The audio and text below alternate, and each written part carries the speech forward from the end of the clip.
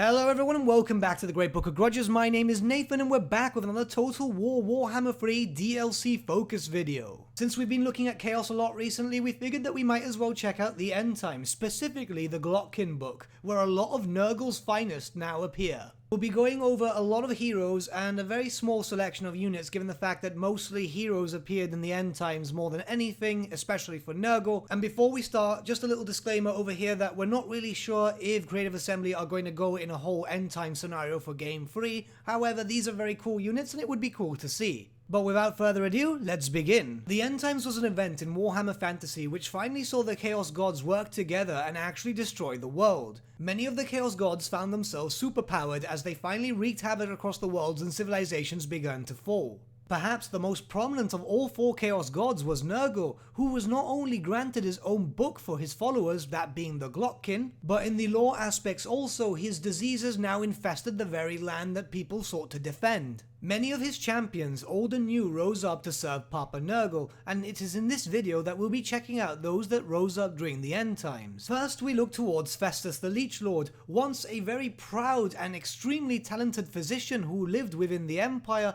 He found himself falling towards chaos, tricked by Papa Nurgle as he tried to save his precious land of Nordland that was being ravaged by a plague. Now he serves the Lord of Disease himself, and now instead of helping to cure disease, he instead wishes to help people embrace these blessings as they were. The good doctor now serves Nurgle loyally, and if he was to be implemented in Total War Warhammer, we would be able to look at his special rules and actually see what type of buffs he would give his army. Festus is known to grant poison attacks and regeneration to any unit he joins, so it might be interesting to see him give this to an army-wide buff. He is also a very basic spellcaster, normally seen as a level 3 wizard, who has access to the lore of Nurgle, so he should be able to buff up his units also. Festus is a very decent multi-purpose lord, seeing as the fact that he's decent in hand-to-hand combat, he's got high toughness because he's Nurgle unit, and obviously he's also a level 3 spellcaster, which means that he should be able to do a little bit of everything. An interesting rule that Festus has is that of the Gardener of Nurgle, which on the tabletop he would turn all the terrain into dangerous terrain. I don't see this being translated too well into Total War Warhammer, but maybe it can actually make all terrain slow down enemies a bit more. As far as I'm aware, there's still no dangerous terrain function in Total War Warhammer, and let's probably keep it that way, or else it would just get a bit too complicated. But with that, let's move on to a personal favourite of the Glottkin book, Gutrot Spume, a powerhouse in melee combat which can also take a Chaos War Shrine as a mount. This character is ridiculously powerful. Honestly, it's something that you'd normally see a lot during End Times lists. But what makes this character very special is his special rule at home on land or sea, which Gutrot and any unit he may join can move across rivers and deep bodies of waters which are normally considered impassable as if they were open ground. This rule was perfect when you were fighting in a battlefield with many rivers or large bodies of water.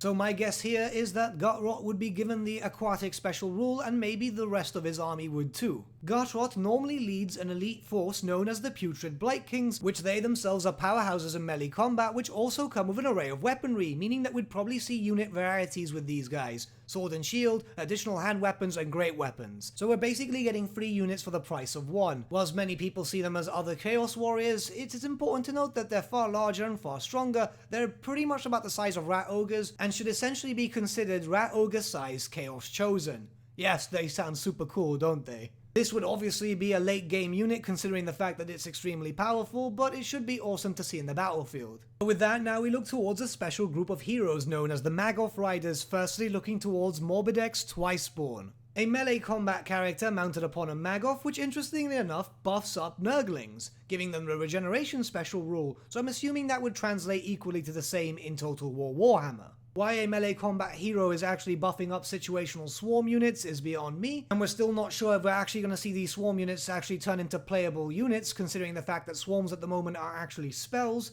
so it might be the case that maybe Morbidex summons in swarms of Nurglings instead. The next Magath Rider is Blob Rotspawned. This is an interesting character given the fact that he's got 2 special things about him. First, the Demon Fly special rule that at the beginning of his magic phase, any enemy that is near him will actually take damage. So this could be translated as having a Plague Aura type of effect, very similar to how the Plague Furnace, I believe, has in Total War Warhammer already.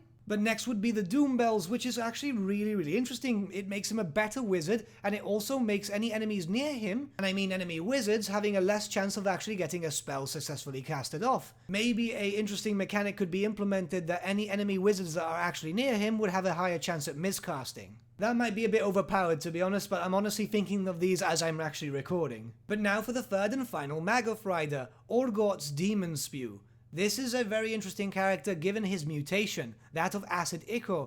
Basically, anytime he takes damage, so do his enemies. That would be a really interesting thing to actually implement as a mechanic. Players would have to think twice about sending their duelist lords to go and fight Orgots, which would actually make it rather interesting. You'd have to focus him with fire or with actual magic or any ranged weaponry before you'd actually get up to him. Avoiding him completely if possible, considering the fact that he'll also do damage to you and you wouldn't want to risk losing your character. Paired with the fact that this hero is also a very powerful and potent melee lord, you wouldn't want to actually be losing wounds at the same time as fighting him. But with that, now we look towards the main character and main focus of this book, the Glottkin. Three brothers with unfortunately a very sad story where they actually were living a very happy life, but it seems that Papa Nurgle had different ideas for them. We've actually covered the whole of the Glottkin's backstory in a lore video previously, so if you'd like to check it out, it's on the channel. But let's look towards the actual unit. This is the supreme multi-purpose unit. It is a monster, it is a melee unit, it is also a spellcaster.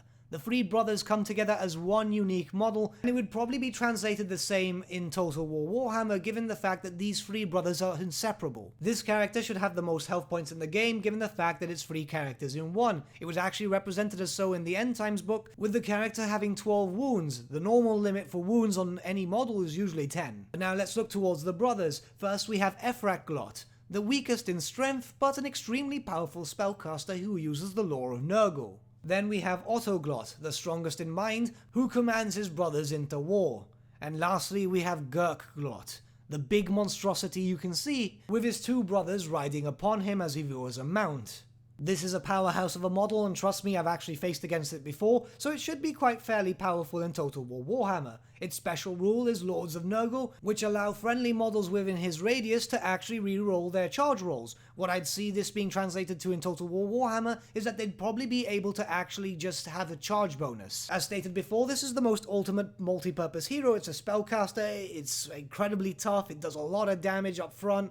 Honestly, it does a bit of everything, and it actually does it well, unlike many other characters who might be multi-purpose but not be great at everything. Nurgle had a really great choice of characters implemented in the End Times, and to be honest, I would really much like to see these characters implemented into Total War Warhammer. But what do you guys think? Let me know your thoughts in the comments below, and let's start a little bit of discussion, shall we? But with that, my friends, we come to the end of our video. Thank you so much for watching. If you did enjoy the video, might I suggest giving the video a like, or even subscribing to the channel, as it really does help us out. In the description link below, we have various links to social medias like Facebook, Instagram, Twitter, and Discord, where you can get in contact with the Great Book team. Also in the description below, we have an affiliate link with Element Games, where you could buy loads of hobby-based stuff, not just Warhammer, for 10 to 25% off.